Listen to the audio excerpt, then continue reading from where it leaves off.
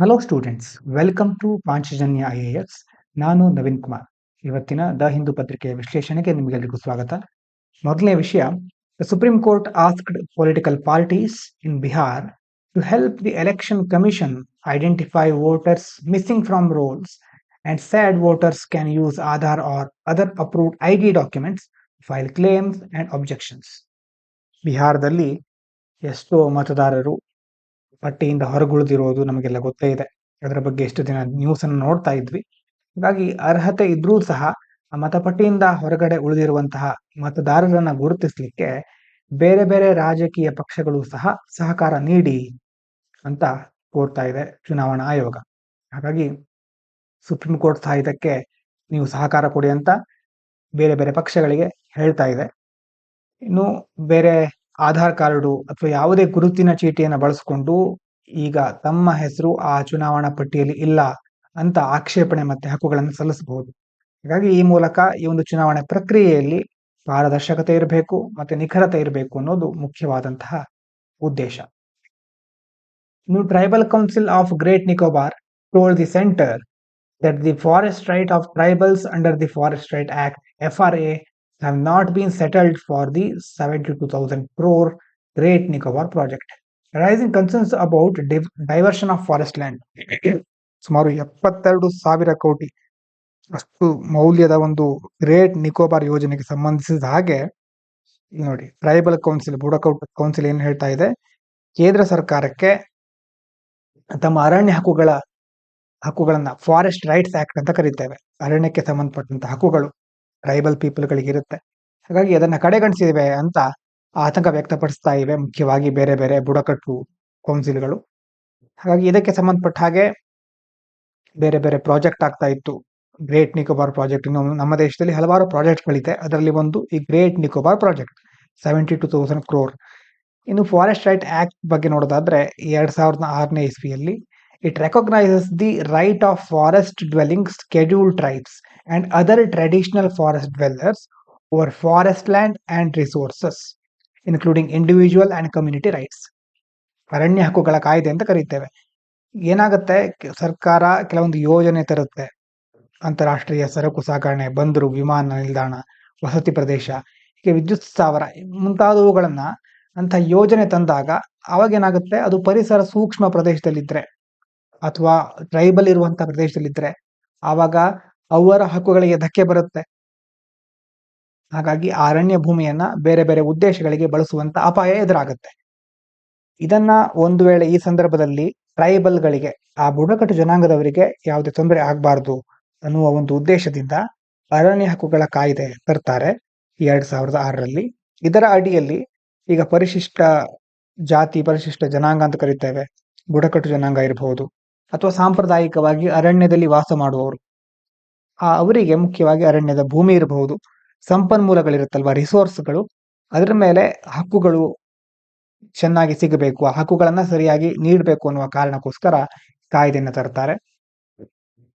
ನೀವು Great Nicobar project ಅಂತಂದ್ರೆ mega infrastructure plan involving transshipment port, airport, township, power plant proposed on the ecologically fragile Great Nicobar island near strategic Malacca strait. ಅವಾಗ ಮೇಲ್ಗಡೆ ನೋಡಿದ್ವಲ್ವಾ, ಅಂತಂದ್ರೆ ಸರ್ಕಾರದ ಯೋಜನೆಗಳಲ್ಲಿ ಹಲವಾರು ರೀತಿ ಇರುತ್ತೆ, ಬೇರೆ ಬೇರೆ ಉದ್ದೇಶಗಳಿಗೋಸ್ಕರ. ಈ ಗ್ರೇಟ್ ನಿಕೋಬಾರ್ ಪ್ರಾಜೆಕ್ಟ್ ನಲ್ಲೂ ಸಹ ಏನ್ ಮಾಡ್ತಾ ಇದ್ದಾರೆ, ಈ ಸರ್ಕಾರ ಒಂದು ದೊಡ್ಡ ಇನ್ಫ್ರಾಸ್ಟ್ರಕ್ಚರ್ ಪ್ಲಾನ್ ಅನ್ನ, ಮೆಗಾ ಯೋಜನೆ ಇದು, ಅಂತಾರಾಷ್ಟ್ರೀಯ ಮಟ್ಟದಲ್ಲಿ ಸರಕು ಸಾಗಣೆ ಬಂದರು ಇರಬಹುದು, ಪವರ್ ಪ್ಲಾಂಟು ದೊಡ್ಡ ಮಟ್ಟದಲ್ಲಿ ಕನ್ಸ್ಟ್ರಕ್ಟ್ ಮಾಡ್ಲಿಕ್ಕೆ ಹೊರಟಿದೆ. ಎಲ್ಲಿ ಅಂತಂದ್ರೆ ಗ್ರೇಟ್ ನಿಕೋಬಾರ್ ಐಲ್ಯಾಂಡ್, ಅದು ಎಕಾಲಜಿಕಲಿ ಫ್ರೆಜೈಲ್ ಅಂತಂದ್ರೆ ಪರಿಸರಕ್ಕೆ ಸಂಬಂಧಪಟ್ಟ ಹಾಗೆ ಸ್ವಲ್ಪ ಫ್ರೆಜೈಲ್, ದುರ್ಬಲ ವಲಯ, ಅದು ಸೂಕ್ಷ್ಮ ವಲಯ ಅಂತ ಹೇಳಬಹುದು. ಸ್ಟ್ರಾಟಜಿಕ್ ಮಲಕ್ಕಾ ಸ್ಟ್ರೇಟ್ ಅನ್ನ ಹೋಗಿ ಮ್ಯಾಪ್ ಅಲ್ಲಿ ನೋಡ್ಕೊಳ್ಳಿ, ಆ ಒಂದು ಮಲಕ್ಕಾ ಸ್ಟ್ರೇಟ್ ನ ಹತ್ರ ಬರುವಂತದ್ದು ಇದು. ಹಾಗಾಗಿ ಬಹಳ ಪ್ರಮುಖವಾದ ಪ್ರದೇಶ ಅಂತ ಗುರುತಿಸಲ್ಪಟ್ಕೊಂಡಿದೆ. ಇನ್ನು ಮುಂದಿನದು ನೋಡಿ, UN officially declared famine in Gaza, affecting about 5 lakh people, and blamed Israel for obstructing humanitarian aid, worsening the crisis in the conflict-hit Palestinian territory. ಮುಖ್ಯವಾಗಿ ಪ್ಯಾಲೆಸ್ಟೈನು, ಇಸ್ರೇಲು, ಗಾಜಾ ಇದರ ಬಗ್ಗೆ ನ್ಯೂಸ್ ಕೇಳಿದ್ದೇವೆ ನಾವು. ಆದ್ರೆ ಇದು ಅಲ್ಲಿನ ಒಂದು ಬಿಕ್ಕಟ್ಟು ಉಲ್ಬಣಗೊಳ್ತಾನೆ ಇದೆ.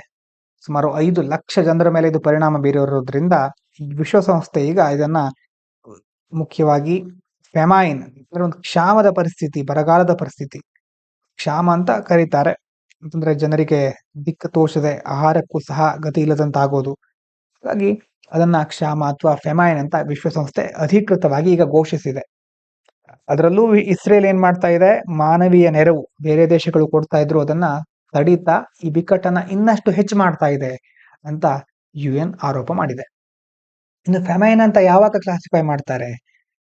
The UN uses the Integrated Food Security Phase Classification (IPC), where famine is declared when at least 20% households face extreme food shortages, acute malnutrition exceeds 30%, and death rate surpasses 2 per 10,000 per day. ಏನ್ ಹೇಳ್ತಾ ಇದ್ದಾರೆ ಅಂತಂದ್ರೆ, ಮಾನದಂಡಗಳಿದೆ. ಯಾವಾಗ ಅಲ್ಲಿ famine ಅಂತ declare ಮಾಡ್ತಾರೆ ಅನ್ನೋದಕ್ಕೆ ಕೆಲವು ಮಾನದಂಡಗಳಿದೆ. ಅದರಲ್ಲಿ ಆ ಮಾನದಂಡಗಳ ಪ್ರಕಾರ ನೋಡಿ, integrated food security phase classification, ಅದರ ಮಾನದಂಡಗಳ ಪ್ರಕಾರ ಒಟ್ಟು ಇರುವ ಜನಸಂಖ್ಯೆಯಲ್ಲಿ ಕುಟುಂಬಗಳಲ್ಲಿ ಕನಿಷ್ಠ 20% ಕುಟುಂಬ ತೀವ್ರವಾಗಿ ಆಹಾರದ ಕೊರತೆ ಎದುರಿಸ್ತಾ ಇದ್ರೆ, ಅಥವಾ ತೀವ್ರ ಅಪೌಷ್ಟಿಕತೆಯ ಮಟ್ಟ 30% ಸಹ ಮೀರಿದ್ರೆ, ಮತ್ತೆ ಪ್ರತಿದಿನ 10,000 ಜನರಲ್ಲಿ 2ಕ್ಕಿಂತ ಹೆಚ್ಚು ಸಾವು ಸಂಭವಿಸಿದ್ರೆ ಆವಾಗ ಅದನ್ನ ಬರಗಾಲ ಅಥವಾ ಕ್ಷಾಮ ಅಂತ ಕರೀತಾರೆ.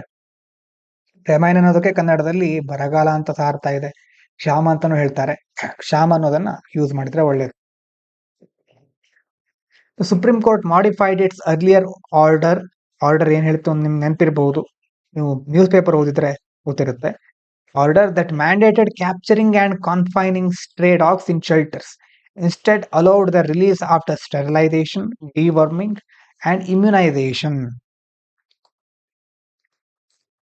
ಸುಪ್ರೀಂ ಕೋರ್ಟ್ ಒಂದು ಆರ್ಡರ್ ಅನ್ನು ಹೊರಡಿಸಿತ್ತು, ಒಂದು ಆದೇಶ ಹೊರಡಿಸಿತ್ತು. ಏನು, ಬೀದಿ ನಾಯಿಗಳನ್ನ ಹಿಡಿದು ಒಂದು ಆಶ್ರಯ ತಾಣದಲ್ಲಿ ಇರಿಸಬೇಕು ಅಂತ ಹೇಳಿತ್ತು. ಸರಿ, ಆ ಆದೇಶವನ್ನು ಈಗ ತಿದ್ದುಪಡಿ ಮಾಡ್ತಾ ಇದೆ. ಈಗ ಮಾಡಿರೋ ತಿದ್ದುಪಡಿ ಪ್ರಕಾರ ಆ ಬೀದಿ ನಾಯಿಗಳಿಗೆ ಸ್ಟೆರಿಲೈಸೇಷನ್ ಮಾಡುದು, ಸಂತಾನಹರಣ ಚಿಕಿತ್ಸೆ ಮಾಡುದು, ಮತ್ತೆ ನಾಯಿಗಳಲ್ಲಿ ಕೀಟಾಣುಗಳು, ಹುಳಗಳು ಇದ್ರೆ ಅದನ್ನು ನಿವಾರಣೆ ಮಾಡೋದು, ಮತ್ತೆ ಲಸಿಕೆಗಳನ್ನ ನೀಡಿ ಅವುಗಳನ್ನ ಮತ್ತೆ ಬಿಡುಗಡೆ ಮಾಡೋದಕ್ಕೆ ಈಗ ಅನುಮತಿ ನೀಡಿದ್ದಾರೆ. ಹೀಗಾಗಿ ಮುಖ್ಯವಾಗಿ ಏನು ಈ ನಿರ್ಧಾರ ತಗೊಂಡಿರೋದ್ರಿಂದ ನಾಯಿಗಳ ಸಂಖ್ಯೆ ನಿಯಂತ್ರಣ ಆಗುತ್ತೆ, ನಾಯಿಗಳಿಗೂ ಒಳ್ಳೆಯದು, ಜನರಿಗೂ ಒಳ್ಳೆಯದು ಅನ್ನೋದು ಈ ಒಂದು ನಿರ್ಧಾರದ ಹಿಂದಿನ ಉದ್ದೇಶ. ಇದರ ಬಗ್ಗೆ ಒಂದು ಅದ್ಭುತವಾದ ಆರ್ಟಿಕಲ್ ಇದೆ, ಯಾವ್ಯಾವ ರೀತಿ ಅದನ್ನ ನೋಡಬಹುದು ಅಂತ ಅದನ್ನ ಸಹ ಡಿಸ್ಕಸ್ ಮಾಡ್ಲಿಕ್ಕಿದ್ದೇವೆ, ಆಮೇಲೆ ನೋಡೋಣ.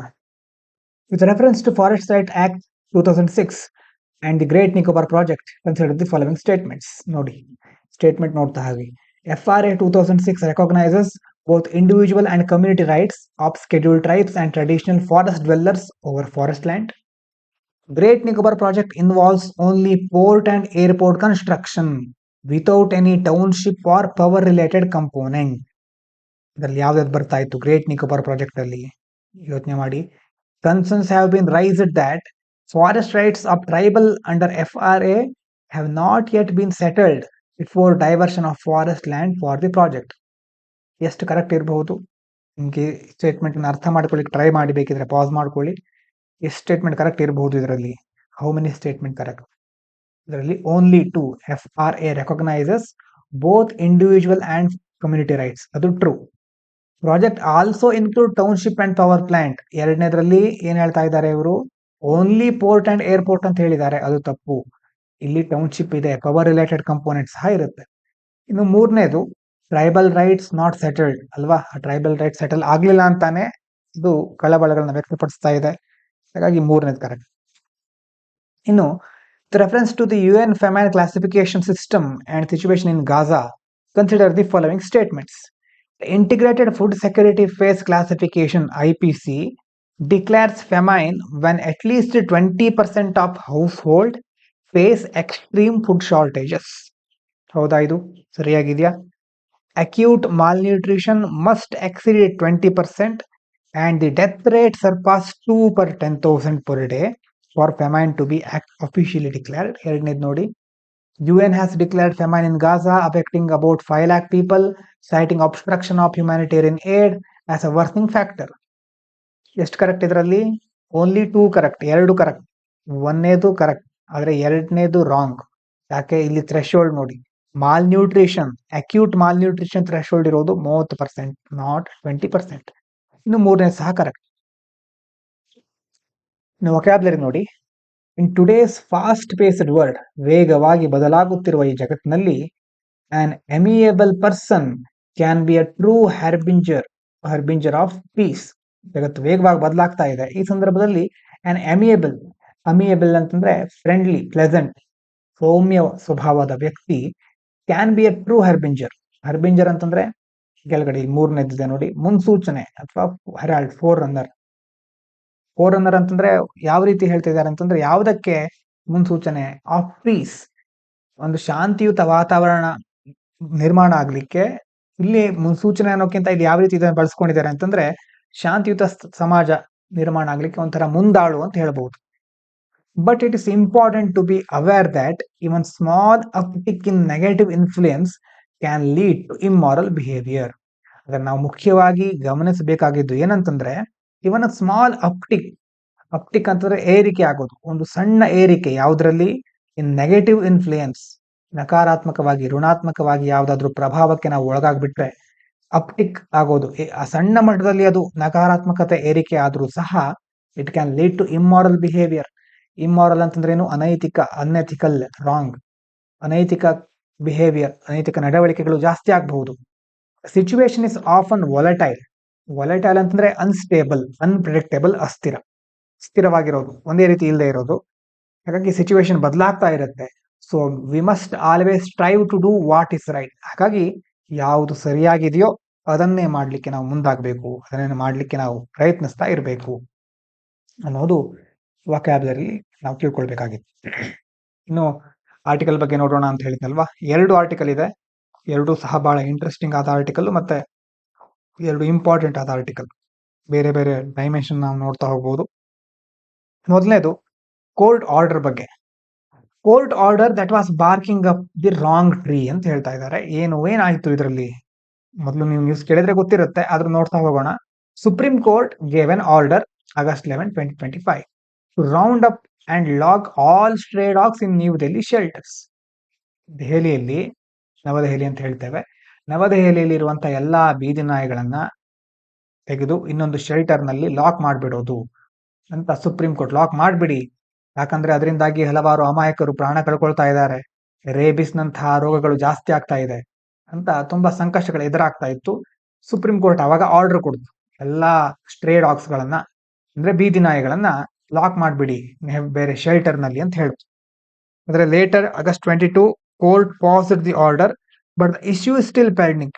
ನಿನ್ನೆ ಮತ್ತೆ ಈಗ ಜಸ್ಟ್ ನೋಡಿದ್ವಲ್ವಾ ಸ್ವಲ್ಪ ಹೊತ್ತಿನಿಂದ, ಆ ಆರ್ಡರ್ ನ ಪಾಸ್ ಮಾಡಿದೆ, ನಿಲ್ಸಿದೆ ಅಂತಂದ್ರೆ ಅದಕ್ಕೆ ತಡೆ ಹಿಡಿದಿದೆ, ಆದ್ರೆ ಇಶ್ಯೂ ಹಾಗೆ ಇದೆ. ಆರ್ಟಿಕಲ್ ಏನ್ ಹೇಳುತ್ತೆ ಅಂತಂದ್ರೆ, this order as unscientific, inhuman and impractical. ಈ ತರ ಆರ್ಡರ್ ಕೊಟ್ಟಿರೋದು ಅನ್ಸೈಂಟಿಫಿಕ್, ಯಾವುದೇ ವೈಜ್ಞಾನಿಕವಾದ ಬೇಸ್ ಇಲ್ಲ ಇದಕ್ಕೆ. ಇನ್ಹ್ಯೂಮೇನ್, ಅಮಾನವೀಯ, ಮತ್ತೆ ಇಂಪ್ರಾಕ್ಟಿಕಲ್, ಇದು ಸರಿಯಾದ ರೀತಿಯಲ್ಲಿ ಪ್ರಾಕ್ಟಿಕಲ್ ಆದ ಆರ್ಡರ್ ಅಲ್ಲ, ಅದನ್ನ ಪ್ರಾಯೋಗಿಕವಾಗಿ ಮಾಡ್ಲಿಕ್ಕೆ ಆಗೋದಿಲ್ಲ. ಯಾಕೆ ಅಂತಂದ್ರೆ, why is it a problem? Shelters don't work. ಅವರಿಗೆ, ಆ ನಾಯಿಗಳಿಗೆ ಎಲ್ಲಿ ಆಶ್ರಯ ಅಂತ ಕೊಡ್ತಾರೋ ಅಲ್ಲಿ ನೋಡಿ, worldwide experience shows that shelters fail. ಆ ಆಶ್ರಯ ತಾಣಗಳು ವಿಫಲ ಆಗ್ಬಿಡುತ್ತೆ. Dog suffer stress, aggression, diseases and eventually die. ಎಲ್ಲಾ ನಾಯಿಗಳನ್ನ ಒಂದ್ ಕಡೆ ಸೇರಿಸಿ ಅಥವಾ ಯಾವ್ದೊಂದು ಶೆಲ್ಟರ್ ಅಂತ ಮಾಡ್ಬಿಟ್ರೆ, ನಮಗೆ ಬೇರೆ ಬೇರೆ ದೇಶದಲ್ಲಿ ಆದಂತಹ ಘಟನೆಗಳನ್ನ ಪರಿಶೀಲಿಸಿದ್ರೆ ಏನು ಗೊತ್ತಾಗತ್ತೆ ಅಂತಂದ್ರೆ, ಈ ಶೆಲ್ಟರ್ ನಿಂದಾಗಿ ಸ್ಟ್ರೆಸ್ ಜಾಸ್ತಿ ಆಗುತ್ತೆ, ಅಗ್ರೆಷನ್, ನಾಯಿಗಳು ಕಿತ್ತಾಡೋದಿರಬಹುದು, ಡಿಸೀಸ್ಗಳು ಜಾಸ್ತಿ ಆಗುತ್ತೆ, ಬಹಳ ಬೇಗ ಸ್ಪ್ರೆಡ್ ಆಗ್ತಾ ಹೋಗುತ್ತೆ, ಇವೆಂಚುಯಲಿ ದೇ ವಿಲ್ ಡೈ. ಮತ್ತೆ ನಿಧಾನವಾಗಿ ಎಲ್ಲ ನಾಯಿಗಳು ಸಡನ್ ಆಗಿ ಸಾಯ್ತಾ ಹೋಗುತ್ತವೆ. ಎಕ್ಸಾಂಪಲ್ ನೋಡಿ, in the US the pound system ended up a cruel cycle of capture and killing. ಅಲ್ಲೂ ಒಂದು ಈ ತರ ಸಿಸ್ಟಮ್ ಇಟ್ಟಿದ್ರು, ಅದು ಕ್ಯಾಪ್ಚರ್ ಮಾಡೋದು, ಕಿಲ್ ಮಾಡೋದು ಅಂತಂದ್ರೆ ಆ ರೀತಿ ಆಗ್ಬಿಡುತ್ತೆ ಎಷ್ಟೋ ಸಾರಿ. In Delhi lakhs of dogs would be captured ಅಂತಂದ್ರೆ, ದೆಹಲಿ ಈ ತರ ಮಾಡ್ಬೇಕು ಅಂತಂದ್ರೆ ಲಕ್ಷಗಟ್ಟಲೆ ನಾಯಿಗಳಿರುತ್ತೆ, ಅದರಿಂದಾಗಿ ಇಂಜುರಿ ಆಗಬಹುದು, ಡಾಗ್ ಫೈಟ್ ಜಾಸ್ತಿ ಆಗಬಹುದು, ಡಿಸೀಸ್ಗಳು ಸ್ಪ್ರೆಡ್ ಆಗಬಹುದು. ಇನ್ನು wrong science and logic. Stray dogs are part of cities ecosystem, like scavengers keeping waste in check ಅಲ್ವಾ? ನೀವು ನೋಡಿರಬಹುದು, ಒಂದು ನಗರವನ್ನ ನಗರವನ್ನು ನೋಡ್ತಾ ಹೋದ್ರೆ ಬೀದಿ ನಾಯಿಗಳು ಹೇಗಿರುತ್ತೆ, ಯಾವ್ದನ್ನ ತಿಂತಾ ಇರುತ್ತವೆ, ಎಲ್ಲೋ ಒಂದೊಂದು ಮೂಲೆಯಲ್ಲಿ. ನಮ್ಮ ದೇಶದಲ್ಲಂತೂ ಕ್ಲೀನ್ ಇರೋದು ಹೇಗಿರುತ್ತೆ ಅಂತ ನಿಮ್ಗೆ ಗೊತ್ತಿದೆ. ಒಂದು ಬೀದಿ ಕ್ಲೀನ್ ಇದ್ರೆ ಆ ಬೀದಿಯ ತುದಿಯಲ್ಲಿ ಅಥವಾ ಈ ತುದಿಯಲ್ಲಿ ಒಂದು ದೊಡ್ಡ ಮೂಲೆ ಇರುತ್ತೆ, ಅಥವಾ ಯಾವುದೋ ಒಂದು ದೊಡ್ಡ ತೊಟ್ಟಿ ಇರುತ್ತೆ. ಆ ತೊಟ್ಟಿ ಸುತ್ತ ತುಂಬಾ ಕಸ ತುಂಬಿಕೊಂಡಿರುತ್ತೆ. ಮತ್ತೆ 4-5 ಬೀದಿ ನಾಯಿಗಳು ಅಲ್ಲಿ ನಮ್ಮ ವಾಸಸ್ಥಾನವನ್ನ ಮಾಡ್ಕೊಂಡು ಅಲ್ಲೇ ಜೀವನೋಪಾಯ ಕಂಡುಕೊಂಡಿರುತ್ತವೆ. ಅದಾದ್ಮೇಲೆ ಅದರಿಂದಾಗಿ ಈ ನಾಯಿಗಳು ಇಲ್ಲೇ ಇರೋದಿಲ್ಲ. ಸಂಜೆ ರಾತ್ರಿ ಹೊತ್ತಿನಲ್ಲಿ ಇವು ಇಡೀ ನಗರವನ್ನ ಸಂಚಾರ ಮಾಡುತ್ತವೆ. ಹಾಗಾಗಿ ಒಬ್ಬರಿಂದ ಇನ್ನೊಂದು ನಾಯಿಗೆ ಇಂಥ ವೇಸ್ಟ್ ಇರಬಹುದು, ಕ್ರಿಮಿಗಳಿರಬಹುದು, ಹರಡ್ತಾ ಹೋಗುತ್ತವೆ. ಹಾಗಾಗಿ ಸಿಟಿಯ ಎಕೋಸಿಸ್ಟಮ್ ನ ಪಾರ್ಟ್ ಆಗ್ಬಿಟ್ಟಿದೆ. Removing dum increases rodents and monkeys ಅಲ್ವಾ. ಈಗ ನಾಯಿಗಳಿದ್ರೆ ಒಂದು ನಾಯಿಗಳಿಂದಾಗಿ ಎಷ್ಟೋ ಕ್ರಿಮಿಗಳು ಕಡಿಮೆ ಆಗಿರಬಹುದು. ಮತ್ತೆ ಮಂಕೀಸ್, ಮಂಗಗಳು, ಅವುಗಳು ಸಹ ಕಡಿಮೆ ಆಗಿರಬಹುದು ನಾಯಿಗಳು ಇರೋದ್ರಿಂದ. ಒಂದು ನಾಯಿ ಇದ್ರೆ ಏನ್ ಪ್ರಾಬ್ಲಮ್ ಅಂತ ನೋಡ್ಬೇಕು, ಇನ್ನು ನಾಯಿಗಳ ಇಲ್ದೇ ಇದ್ರೆ ಏನು ಪ್ರಾಬ್ಲಮ್. ನಾಯಿಗಳಿದ್ರೆ ಅದು ಬೀದಿಲೇ ಇದ್ರೆ ಒಳ್ಳೇದು. ಅದನ್ನ ನಾವು ಮನೆ ಕಡೆ ಬಿಟ್ಕೊಂಡ್ರೆ ಸ್ವಲ್ಪ ಜಾಸ್ತಿ ತೊಂದರೆ ಆಗಬಹುದು. ಆ ನಾಯಿಗಳ ಬೀದಿಲಿ ಇರೋದ್ರಿಂದ ರೋಡೆಂಟ್ಸ್ ಮತ್ತೆ ಬೇರೆ ಬೇರೆ ನೀವು ನೋಡಿರ್ಬಹುದು, ಚಿಕ್ಕ ಚಿಕ್ಕ ಹೆಗ್ಣ, ದೊಡ್ಡ ದೊಡ್ಡ ಹೆಗ್ಣ ಎಲ್ಲ ರಸ್ತೆಯಲ್ಲಿ ತಿರುಗಾಡೋದು ಕಡಿಮೆ ಆಗ್ಬಿಡುತ್ತೆ. ಆ ಇಲಿ ಹೆಗ್ಣ ಎಲ್ಲ ರಸ್ತೆಯಲ್ಲಿ ತಿರುಗಾಡೋದಿಲ್ಲ. ಅವಾಗ ನಾಯಿಗಳು ಅವುಗಳನ್ನ ಕೊಂದ್ಬಿಡುತ್ತೆ. ಮತ್ತೆ ಮಂಕೀಸ್ ಬರೋದು ಕಡಿಮೆ ಆಗುತ್ತೆ. ಹಾಗಾಗಿ ಯಾವಾಗ ನಾಯಿಗಳನ್ನ ಅವರು ಆ ಒಂದು ಪ್ರದೇಶದಿಂದ ತೆಗೆದು ಬಿಡ್ತಾರೋ, ಬೀದಿ ನಾಯಿಗಳೇ ಇರಬಾರ್ದು ಅಂದ್ಬಿಟ್ರೆ ಈ ರೋಡೆಂಟ್ಸ್ ಮತ್ತೆ ಮಂಕೀಸ್ ಜಾಸ್ತಿ ಆಗುತ್ತೆ. ಇವರಿಂದಾಗಿ ಡಿಸೀಸ್ ಜಾಸ್ತಿ ಆಗ್ಬಹುದಲ್ವಾ. ಅವರಿಂದಾಗಿ ಬೇರೆ ಬೇರೆ ರೋಗಗಳು ಹರಡಬಹುದು. WHO and India's National Rabies Control Program recommend vaccination and sterilization, mass sheltering. ನೋಡಿ, ನೋ ಮಾಸ್ ಶೆಲ್ಟರಿಂಗ್ ಕಾಣಿಸ್ತಾ ಇರಬಹುದು. ಇದು ಈ ಕಡೆ ನಿಲ್ಲಿ ಒಂದ್ ನಿಮಿಷ. ಏನ್ ಹೇಳ್ತಾ ಇದ್ದಾರೆ ಅಂತಂದ್ರೆ, WHO ಮತ್ತೆ ನಮ್ಮ ಭಾರತದ ನ್ಯಾಷನಲ್ ರೇಬಿಸ್ ಕಂಟ್ರೋಲ್ ಪ್ರೋಗ್ರಾಮ್ ಏನ್ ರೆಕಮೆಂಡ್ ಮಾಡುತ್ತೆ ಅಂತಂದ್ರೆ, ನಾಯಿಗಳಿಗೆ ಬೇಕಾಗಿರೋದು ವ್ಯಾಕ್ಸಿನೇಷನ್ ಮತ್ತೆ ಸ್ಟೆರಿಲೈಸೇಷನ್, ಸಂತಾನಹರಣ ಚಿಕಿತ್ಸೆ, ಸರಿಯಾಗಿ ವ್ಯಾಕ್ಸಿನ್ ಕೊಡೋದು. ಮಾಸ್ ಶೆಲ್ಟರಿಂಗ್ ಅಲ್ಲ, ಎಲ್ಲ ಒಂದೇ ಕಡೆ ಅವರನ್ನ ಕೂಡ್ ಹಾಕಿ ಅಲ್ಲೇ ಅವರಿಗೆ ವಾಸಸ್ಥಾನ ಕಲ್ಪಿಸೋದಲ್ಲ. ಮತ್ತೆ it is against compassion and constitution. ನಾಯಿಗಳನ್ನ ಈ ರೀತಿ ಒಂದೇ ಕಡೆ ಸ್ಥಳಾಂತರ ಮಾಡೋದು ಕಂಪ್ಯಾಷನ್, ನಮ್ಗೆ ಎಂಪತಿ, ಕಂಪ್ಯಾಷನ್, ಕರುಣೆ, ದಯೆ ಅಂತ ಹೇಳ್ತೀವಲ್ವಾ, ಸಹಾನುಭೂತಿ, ಅದರ ವಿರುದ್ಧನೂ ಹೋಗುತ್ತೆ. ಮತ್ತೆ ಕಾನ್ಸ್ಟಿಟ್ಯೂಷನ್ಗೆ ಇದು ಸರಿಯಲ್ಲ. ಆರ್ಟಿಕಲ್ 51AG ಏನ್ ಹೇಳುತ್ತೆ, citizen must show compassion to animals. 51AG ಅಂತಂದ್ರೆ ಏನು, ಯಾವ ಒಂದು ಪಾರ್ಟ್ ಅದು ಕಾನ್ಸ್ಟಿಟ್ಯೂಷನ್ ನಲ್ಲಿ ತಿಳಿಸಿ ನೋಡೋಣ ಕಮೆಂಟ್ ನಲ್ಲಿ. Citizens must show compassion to animals, ಇದನ್ ರೈಟ್ಸಾ, ಡ್ಯೂಟೀಸಾ, DPSPನ ಅನ್ನೋದಾದ್ರೂ ಗೊತ್ತಿರಬಹುದು ನಿಮ್ಗೆ. ನಾವೆಲ್ಲ ಜನರು ಬೇರೆ ಬೇರೆ ಪ್ರಾಣಿಗಳಿಗೆ ದಯೆ, ಸಹಾನುಭೂತಿನ ತೋರಿಸ್ಬೇಕು. Killing or confining them brutally violates this duty.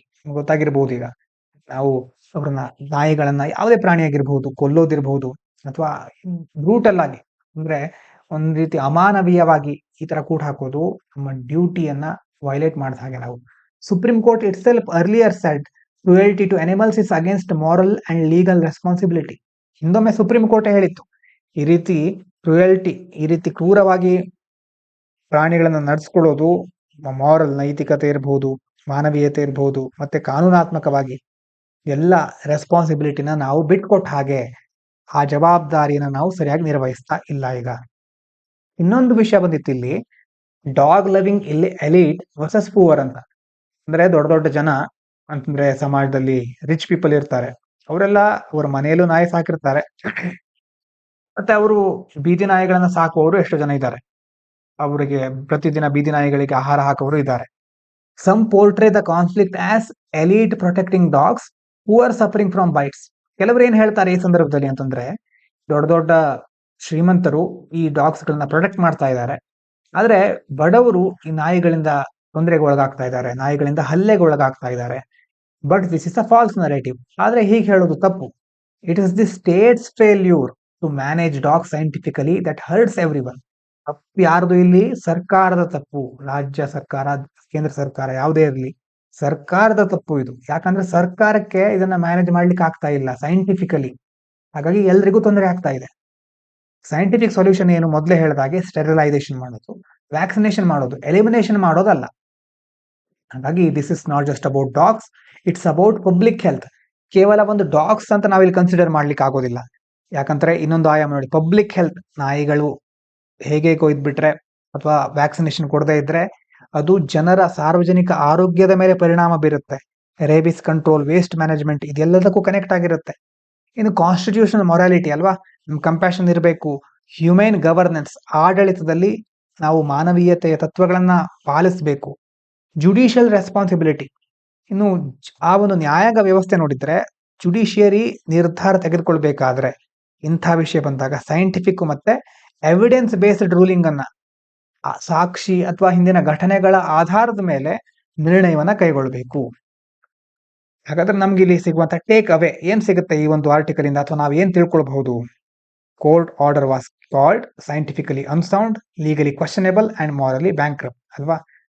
ಮೊದಲು ತೆಗೆದುಕೊಂಡಿದ್ದ ನಿರ್ಧಾರ ಇತ್ತು, ಅದು ಸೈಂಟಿಫಿಕಲಿ ಅನ್ಸೌಂಡ್, ವೈಜ್ಞಾನಿಕವಾಗಿ ಸರಿಯಾಗಿಲ್ಲ, ಅದು ಲೀಗಲಿ ಕ್ವಶನೇಬಲ್ ಮತ್ತೆ morally bankrupt. Human and effective solution ಏನು ಹಾಗಾದ್ರೆ? ABC, ಅನಿಮಲ್ ಬರ್ತ್ ಕಂಟ್ರೋಲ್ ಅಂತ ಹೇಳ್ತಾರೆ. ಅಂತ ಬರ್ತ್ ಕಂಟ್ರೋಲ್ ಪ್ರೋಗ್ರಾಮ್ಗಳನ್ನ ಮತ್ತೆ ವ್ಯಾಕ್ಸಿನೇಷನ್ ಗಳನ್ನ ಅಳವಡಿಸೋದು, ಅದನ್ನ ಜಾರಿಗೊಳಿಸೋದು. ನಾಟ್ ಮಾಸ್ ಶೆಲ್ಟರ್ಸ್, ಎಲ್ಲ ಒಂದೇ ಕಡೆ ಕೂಡ ಹಾಕೋದಲ್ಲ. ಹಾಗಾಗಿ ಗವರ್ನೆನ್ಸ್ ಆಯಾಮ ಸಹ ಬರುತ್ತೆ. ಗವರ್ನೆನ್ಸ್ ಅಲ್ಲಿ ನಾವು we must balance public health, ಸಾರ್ವಜನಿಕರ ಆರೋಗ್ಯ, ಕಂಪ್ಯಾಷನ್, ಸಹಾನುಭೂತಿ, ದಯೆ ಮತ್ತೆ ಸೈಂಟಿಫಿಕ್ ಎವಿಡೆನ್ಸ್ ಎಲ್ಲವನ್ನ ಸಹ ಕನ್ಸಿಡರ್ ಮಾಡಿ ಆಡಳಿತವನ್ನ ನಡೆಸಬೇಕು. So the court's initial order to lock stray dogs in shelters was bad idea, impractical, cruel, and against scientific evidence. The real solution lies in sterilization, vaccination, and community responsibility. ಹಾಗಾಗಿ ಇದು ಒಬ್ಬರ ಹಕ್ಕು ಕರ್ತವ್ಯ ಅಂತಲ್ಲ, ನಮ್ಮೆಲ್ಲರ ಪಾತ್ರನೂ ಇರುತ್ತೆ. ನಾವು ಸಹ ನಮ್ಮ ಬೀದಿಗಳಲ್ಲಿ ನಾಯಿಗಳನ್ನ ನೋಡ್ತಿರ್ತೇವೆ. ಹಾಗಾಗಿ ಆ ಸಂದರ್ಭದಲ್ಲಿ ವ್ಯಾಕ್ಸಿನೇಷನ್, ಸ್ಟೆರಿಲೈಸೇಷನ್, ಮತ್ತೆ ನಾವು ಯಾವ ರೀತಿ ನಾಯಿಗಳನ್ನ ಪ್ರಚೋದಿಸ್ತಾ ಇದ್ದೇವಾ, ಸುಮ್ಮನೆ ಅವುಗಳಿಗೆ ತೊಂದರೆ ಕೊಡ್ತಾ ಇದ್ದೇವಾ ಅನ್ನೋದು ಸಹ ಮುಖ್ಯವಾಗಿರುತ್ತೆ. ಹಾಗಾಗಿ ನಾವು ಸರಿಯಾಗಿದ್ರೆ ಎಷ್ಟೋ ನಾಯಿಗಳು ಸುಮ್ಮನೆ ಅಟ್ಯಾಕಿಗೆ ಬರೋದಿಲ್ಲ, ಸರಿಯಾಗಿರೋ ನಾಯಿ ಆಗಿದ್ರೆ. ಹಾಗಾಗಿ ನಾವು ನಮ್ಮ ಬಿಹೇವಿಯರ್ ಅನ್ನ ಸಹ ನಾವು ಕಂಟ್ರೋಲ್ ಮಾಡ್ಕೋಬೇಕಾಗತ್ತೆ. ಅದರಲ್ಲೂ ಚಿಕ್ಕ ಮಕ್ಕಳು ಸುಮ್ಮನೆ ನಾಯಿಗಳಿಗೆಲ್ಲ ಕಲ್ಲೆಸಿತಾ ಇರ್ತಾರೆ. ಹಾಗೆ ಅವರಿಗೂ ಸಹ ತಿಳಿ ಹೇಳೋದು, ಬುದ್ಧಿ ಕಲಿಸೋದು, ಏನು ಹೇಗಿರ್ಬೇಕು ಪ್ರಾಣಿಗಳ ಜೊತೆ ಅನ್ನೋದನ್ನ ತಿಳಿಸುವಂತಹ ಎಜುಕೇಶನ್ ಸಿಸ್ಟಮ್ ಸಹ ಇರಬೇಕು. Set the guardrails for AI use in courtrooms, 2ನೇ ಆರ್ಟಿಕಲ್ ಇದು. AI ಬಗ್ಗೆ ಸಹ 1-2 ತಿಂಗಳಿಂದ ನಾವು ನೋಡಿರ್ಲಿಲ್ಲ. ಯಾವುದು 2-3 ತಿಂಗಳ ಮೊದಲು AI ಪ್ರತಿದಿನ AI ಯಾವ್ದಾದ್ರು ನೋಡ್ತಾ ಇದ್ವಿ. ಈಗ ಮತ್ತೆ AI ಬಗ್ಗೆ ನೋಡ್ಲಿಕ್ಕೆ ಸ್ಟಾರ್ಟ್ ಮಾಡಿದ್ದೇವೆ. Set the guardrails for AI use in courtrooms. AI ಅನ್ನ ಕೋರ್ಟ್ಗಳಲ್ಲಿ, ನ್ಯಾಯ ವ್ಯವಸ್ಥೆಯಲ್ಲಿ ಅಥವಾ ಒಂದು ಬೇರೆ ಬೇರೆ ಹಂತದಲ್ಲಿ ಯಾವ ರೀತಿ ಉಪಯೋಗಿಸ್ಕೊಳ್ಳೋದು, ಮತ್ತೆ ಹಾಗೆ ಉಪಯೋಗಿಸ್ಕೊಳ್ಬೇಕಾದ್ರೆ ಏನು ನಾವು ಎಚ್ಚರಿಕೆ ವಹಿಸಬೇಕು ಅನ್ನೋದ್ರ ಬಗ್ಗೆ ಆರ್ಟಿಕಲ್ ಇದೆ.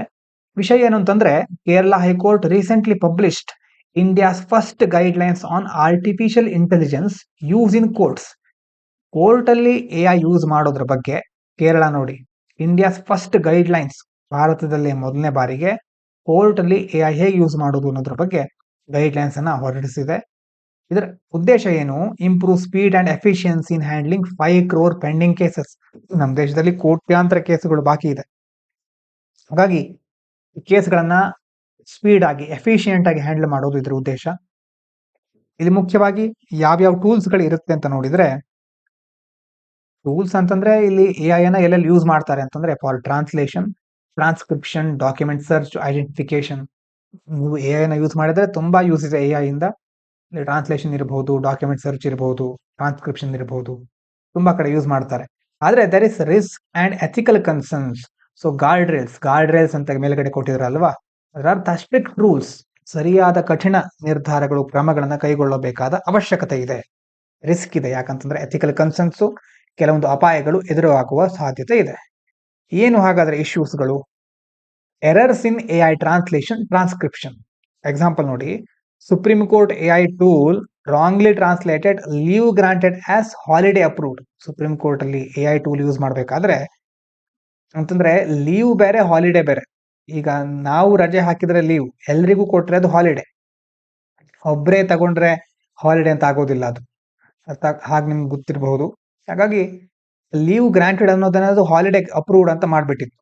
ಮತ್ತೆ AI transcription tool turned Noel into no. ನಾಯಲ್ ಅನ್ನೋದನ್ನ ನೋ ಅಂತ ಕನ್ಸಿಡರ್ ಮಾಡಿತ್ತು. ಟ್ರಾನ್ಸ್ಕ್ರಿಪ್ಷನ್ ಅಂತಂದ್ರೆ ನಾವು ಹೇಳ್ತೀವಲ್ವಾ, ಹೇಳೋದನ್ನ ಅದು ಟ್ರಾನ್ಸ್ಕ್ರೈಬ್ ಮಾಡುತ್ತೆ, ಅದು ರೆಕಾರ್ಡ್ ಮಾಡ್ಕೊಳ್ತಾ ಹೋಗುತ್ತೆ. ಮಾತನ್ನೇ ರೆಕಾರ್ಡ್ ಮಾಡೋದಲ್ಲ, ಬರ್ಕೊಳ್ಳೋ ರೀತಿ. ಬೇರೆಯವ್ರು ಹೇಳಿದನ ನಾವು ಬರ್ಕೊಂಡ್ರೆ ಹೇಗಿರುತ್ತೋ, ನಾವ್ ಹೇಳಿದನ AI ಅಲ್ಲಿ ಬರಿತಾ ಹೋಗುತ್ತೆ. AI ವಾಯ್ಸ್ ರೆಕಗ್ನಿಷನ್, ವಿಸ್ಪರ್ ಅನ್ನೋದೆಲ್ಲ ಇದೆ. Sometimes hallucinates. Makes up text. ನೋಡಿ, ಚಾಟ್ ಜಿಪಿಟಿಲೂ ಅದೇ ಪ್ರಾಬ್ಲಮ್ ಇದೆ. ನೀವು ಏನೇ ಕೇಳಿದ್ರು ಅದು ಉತ್ತರ ಕೊಡುತ್ತೆ, ಆದ್ರೆ ಎಲ್ಲಾ ಸಂದರ್ಭದಲ್ಲೂ ಸರಿಯಾಗಿರುತ್ತೆ ಅಂತಲ್ಲ. ಅದಕ್ಕೆ ಕೆಳಗಡೆ ಕೊಟ್ಟಿರ್ತಾರೆ, ChatGPT can make mistakes ಅಂತ. ಅದೇ ಕೊಟ್ಟಿರುತ್ತೆ. ಹ್ಯಾಲ್ಯೂಸಿನೇಷನ್ ಅಂತಂದ್ರೆ ಹಾಗೆ, ಅದಕ್ಕೆ ಎಲ್ಲ ಗೊತ್ತಿದೆ ಅಂತ ಅದಕ್ಕೆ ಅನ್ಕೊಂಡ್ಬಿಟ್ಟಿದೆ. ಏನ್ ಕೇಳಿದ್ರು ಅದೇ ದೊಡ್ಡ ಲೀಸ್ಟ್ ಬಂದ್ಬಿಡುತ್ತೆ ಅಥವಾ ದೊಡ್ಡ ಟೆಕ್ಸ್ಟ್ ಬಂದ್ಬಿಡುತ್ತೆ. ಅದಕ್ಕೆ ಹ್ಯಾಲ್ಯೂಸಿನೇಷನ್ ಅಂತಾರೆ. ನನಗೇನು ಗೊತ್ತಿಲ್ಲ ಅಂತಿದ್ರು ಏನಾದ್ರು ಒಂದು ಹೇಳೋದು. ರಿಸ್ಕ್ ಆಫ್ ಬಯಾಸ್ಡ್ ಜಡ್ಜ್ಮೆಂಟ್ ಅಂದ್ರೆ ಇನ್ನೊಂದು ಸಮಸ್ಯೆ ಏನಂತಂದ್ರೆ, AI search engines May push lawyers, judges towards popular presidents instead of context specific once. ಯಾವುದೋ ಒಂದು ಕೇಸ್ ಬಂದಿದೆ, ಹಿಂದಿನ ಯಾವುದೋ ಒಂದು ದೊಡ್ಡ ದೊಡ್ಡ ನಿರ್ಧಾರಗಳನ್ನೇ ಅದು ಹೇಳ್ತಾ ಇರಬಹುದು. ಈಗ ಸಿಚುವೇಶನ್ ಬೇರೆ ಇರಬಹುದು, ಸ್ವಲ್ಪ ಸಿಮಿಲಾರಿಟಿ ಇರಬಹುದು ಕೇಸ್ಗಳಲ್ಲಿ, ಆದ್ರೆ ಈಗಿರೋ ಸಿಚುವೇಶನ್ ಬೇರೆ. ಆದ್ರೆ ಎಐ ಇರಬಹುದು, ಮತ್ತೆ ಬೇರೆ ಬೇರೆ ಎಐ ಸರ್ಚ್ ಇಂಜಿನ್ ಅಂತ ಇರುತ್ತೆ. ಅವರೆಲ್ಲ ಹಳೆ ಕಾಲದ ದೊಡ್ಡ ದೊಡ್ಡ ಪಾಪ್ಯುಲರ್ ಪ್ರೆಸಿಡೆಂಟ್ ಗಳನ್ನೇ ಸರ್ಚ್ ಮಾಡಬಹುದು, ಅಥವಾ ಅದನ್ನೇ ಜಡ್ಜಸ್ ಗಳಿಗೆ ಇದನ್ನ ನೀಡಬೇಕಾದ ಅವಶ್ಯಕತೆ ಅಂತ ಪುಷ್ ಮಾಡಬಹುದು. ಇನ್ನು ಚಾಟ್ ಜಿಪಿಟಿ ಅಂತ LLM ಅಂತ ಕರಿತೇವೆ, large language model, may produce fake case laws or wrong arguments. ಅಲ್ಲಿ ಫೇಕ್ ಆಗಿ ಲಾಗಳನ್ನ ಕ್ರಿಯೇಟ್ ಮಾಡೋ ಸಾಧ್ಯತೆ ಇದೆ, ಆರ್ಗ್ಯುಮೆಂಟ್ ಸಹ ರಾಂಗ್ ಇರಬಹುದು, ಆ ಸಾಧ್ಯತೆ ಇದೆ. ಎಥಿಕಲ್ ಮತ್ತೆ ಲೀಗಲ್ ರಿಸ್ಕ್ ಏನಂತಂದ್ರೆ, AI systems often don't explain how they reach the decision, lack of transparency. ಇದು ದೊಡ್ಡ ಪ್ರಾಬ್ಲಮ್.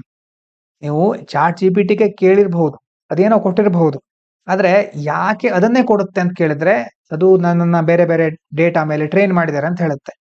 ಹಾಗಾಗಿ ಅಲ್ಲಿ ಟ್ರಾನ್ಸ್ಪರೆನ್ಸಿ ಇಲ್ಲ. ಯಾವ ಆಧಾರದ ಮೇಲೆ ಅದು ಆ ಮಾಹಿತಿಯನ್ನ ಕೊಡ್ತು ಸ್ಪೆಸಿಫಿಕ್ ಆಗಿ, ಅದು ಆಮೇಲೆ ಕೆಲವೊಂದು ಸೋರ್ಸ್ಗಳನ್ನ ಕೊಡುತ್ತೆ, ಆದ್ರೆ ಅಕ್ಯುರೇಟ್ ಆಗಿ ಇಂಥದ್ದೇ ಒಂದು ವಿಷಯದ ಮೇಲೆ ನಾನು ಹೀಗೆ ಮಾಡ್ತಾ ಇದ್ದೇನೆ ಅಂತ ಸ್ಪಷ್ಟವಾಗಿ ಹೇಳೋದಿಲ್ಲ. ಅಲ್ಲಿ ಟೆಕ್ನಿಕಲಿ ಸಹ ಪ್ರಾಬ್ಲಮ್ ಇದೆ, ಯಾಕಂದ್ರೆ ಅದನ್ನ ಒಂದೇ ಡೇಟಾದಿಂದ ಟ್ರೈನ್ ಮಾಡಿರೋದಿಲ್ಲ, ತುಂಬಾ ಕಡೆಯಿಂದ ಡೇಟಾ ಅಡಾಪ್ಟ್ ಮಾಡಿರ್ತಾರೆ. ಅದೆಲ್ಲ ಡೇಟಾವನ್ನ ಕನ್ಸಿಡರ್ ಮಾಡಿ ಒಂದು ಪ್ಯಾಟರ್ನ್ ಜನರೇಟ್ ಮಾಡಿ ಆಮೇಲೆ ಅದು ನಮಗೆ ಒಂದು ರಿಸಲ್ಟ್ ಕೊಡುತ್ತೆ. ಹಾಗಾಗಿ ಅಲ್ಲಿ ಟ್ರಾನ್ಸ್ಪರೆನ್ಸಿಯ ಕೊರತೆ ಇದೆ. Dependence on AI can affect judicial independence. AI ಮೇಲೆ ಜಾಸ್ತಿ ಡಿಪೆಂಡ್ ಆಗ್ಬಿಟ್ರೆ ಜುಡಿಷಿಯರಿ ಇಂಡಿಪೆಂಡೆಂಟ್ ಆಗಿರ್ಲಿಕ್ಕೆ ಆಗೋದಿಲ್ಲ. ಯಾವುದೇ ಕ್ಷೇತ್ರ ಆಗಿರಬಹುದು, ಈಗ ನಾವೇ ಆಗಿರಬಹುದು, ನಮ್ಮ ಓದಿಗೆ ಅಥವಾ ನಮ್ಮ ಬೇರೆ ಬೇರೆ ವಿಭಾಗದಲ್ಲಿ ಎಐ ಯೂಸ್ ಮಾಡಬಹುದು, ಆದ್ರೆ ಅದಿದ್ರೆ ಮಾತ್ರ ನಮ್ಮ ಜೀವನ ನಡೆಯೋದು ಅನ್ನುವ ಮಟ್ಟಕ್ಕೂ ನಾವು ಬರಬಾರದು. Risk of errors AI given new unfamiliar cases. ಇನ್ನು ಎಐಗೆ ಇಷ್ಟು ದಿನ ಇರೋ ಡೇಟಾದ ಮೇಲೆ ಅದು ಒಂದು ರಿಸಲ್ಟ್ ಕೊಡುತ್ತೆ, ಅಂದ್ರೆ ಹೊಸದು ಯಾವುದೋ ಒಂದು ಅನ್ಫ್ಯಾಮಿಲಿಯರ್ ಕೇಸ್ ಬಂದ್ರೆ ಆವಾಗ ಅಲ್ಲಿ ಎರರ್ ಆಗುವ ಚಾನ್ಸಸ್ ಇದೆ. ಹಾಗಾಗಿ ಯಾಕೆ ಸ್ಟ್ರಿಕ್ಟ್ ರೂಲ್ಸ್ಗಳು ಬೇಕು, why guardrails are needed ಅಂತಂದ್ರೆ, clear framework define where and how AI can be use. AI ಅನ್ನ ಕೋರ್ಟ್ ಅಲ್ಲಾಗಿರಬಹುದು, ಯಾವುದೇ ಒಂದು ಕ್ಷೇತ್ರದಲ್ಲಾಗಿರಬಹುದು, ಇಲ್ಲಿ ಕೋರ್ಟ್ ಹೇಗೆ ಮತ್ತೆ ಯಾವ ಒಂದು ಸಂದರ್ಭದಲ್ಲಿ ಅದನ್ನ ಯೂಸ್ ಮಾಡಬೇಕು ಅನ್ನೋದಕ್ಕೆ ಕ್ಲಿಯರ್ ಫ್ರೇಮ್ ವರ್ಕ್ ಬೇಕು. ಇನ್ನು risk management, manual over site, human cheques, testing before adoption, ensuring accountability. ಹಾಗಾಗಿ ಒಂದು ಫ್ರೇಮ್ ವರ್ಕ್ ಇದ್ರೆ ಅಥವಾ ಒಂದು ಸ್ಟ್ರಿಕ್ಟ್ ರೂಲ್ಸ್ ಇದ್ರೆ ಆವಾಗ ಮ್ಯಾನುವಲ್ ಆಗಿ ಅಂತಂದ್ರೆ ನಾವೇ ಹೋಗಿ ಚೆಕ್ ಮಾಡಬಹುದು. ಮತ್ತೆ ಅಡಾಪ್ಟ್ ಮಾಡ್ಕೊಳ್ಳೋಕ್ಕಿಂತ ಮೊದಲು ಟೆಸ್ಟ್ ಮಾಡಬೇಕಾದ ಅವಶ್ಯಕತೆ ಇರುತ್ತೆ. ಇದರಿಂದಾಗಿ ಹೊಣೆಗಾರಿಕೆ, ಅಕೌಂಟೆಬಿಲಿಟಿ ಜಾಸ್ತಿ ಆಗುತ್ತೆ. ಇದ್ರ ಜೊತೆ ಎಐ ಲಿಟ್ರಸಿ, ಎಐ ಟೂಲ್ ಬಂದ ತಕ್ಷಣ ಸಡನ್ ಆಗಿ ಅದೆಲ್ಲ ಮಾಡೋದಿಲ್ಲ, ಅದನ್ನ ಯೂಸ್ ಮಾಡಿಕೊಳ್ಳುವ ಕೆಪಾಸಿಟಿ, ಸ್ಕಿಲ್ ನಮಗಿರಬೇಕು. Judges, lawyers and court staff must understand both strength and limits of AI tools. ಯಾರು ಅದನ್ನ ಯೂಸ್ ಮಾಡ್ಲಿಕ್ಕೆ ಹೊರಟಿದಾರೋ ಅವರಿಗೆ ಅದರ ಪಾಸಿಟಿವ್ ಮತ್ತೆ ನೆಗೆಟಿವ್, ಟ್ರೆಂಡ್ಸ್ ಮತ್ತೆ ಲಿಮಿಟೇಷನ್ಸ್ ಎರಡು ಗೊತ್ತಿರಬೇಕು. Procurement standards, court must test AI tools before buying them, check reliability, suitability and transparency. ಸರ್ಕಾರ ಅಥವಾ ಯಾವುದೇ ಒಂದು ಕೋರ್ಟ್ ಇರಬಹುದು, ಯಾವುದೇ ಒಂದು ವಿಭಾಗ ಇರಬಹುದು, ಈ ಎಐ ಟೂಲ್ಗಳನ್ನ ಬೈ ಮಾಡೋಕ್ಕಿಂತ ಮೊದಲು ಕರೆಕ್ಟ್ ಆಗಿ ಚೆಕ್ ಮಾಡಬೇಕು. ಅದರ ರಿಲಯಬಿಲಿಟಿ, ಎಷ್ಟು ವಿಶ್ವಾಸನೀಯವಾಗಿದೆ ಅದು, ಮತ್ತು ಸೂಟೇಬಲ್ ಆಗಿದೆಯಾ, ಪಾರದರ್ಶಕವಾಗಿದೆಯಾ ಅನ್ನೋದೆಲ್ಲ ನಮಗೆ ಗೊತ್ತಿರಬೇಕು.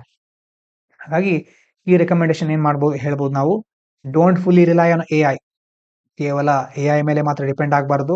Keep human over site in all decisions. ಎಲ್ಲ ಡಿಸಿಷನ್ ನಲ್ಲೂ ಮಾನವರು ಅಥವಾ ನಮ್ಮ ಮನುಷ್ಯರ ಒಂದು ಅಭಿಪ್ರಾಯ, ಅವರ ಒಂದು ಮುಖ್ಯವಾಗಿ ಮನುಷ್ಯರು ಸಹ ಅಲ್ಲಿ ಕಾರ್ಯ ಕೈಗೊಳ್ಳುವ ಒಂದು ಪ್ರೊಸೆಸ್ ಇರಬೇಕು. Develop literacy programmes. Literacy programme ಅಂತಂದ್ರೆ ಜಡ್ಜಸ್ಗಳು, ಲಾಯರ್ಸ್ಗಳಿಗೆ ಎಐ ಬಗ್ಗೆ ಟ್ರೈನ್ ಮಾಡಬೇಕು. ರೂಲ್ಸ್ ಗಳನ್ನ, ಸ್ಟ್ಯಾಂಡರ್ಡ್ ಗಳನ್ನ ಕರೆಕ್ಟ್ ಆಗಿ ಸೆಟ್ ಮಾಡೋದು.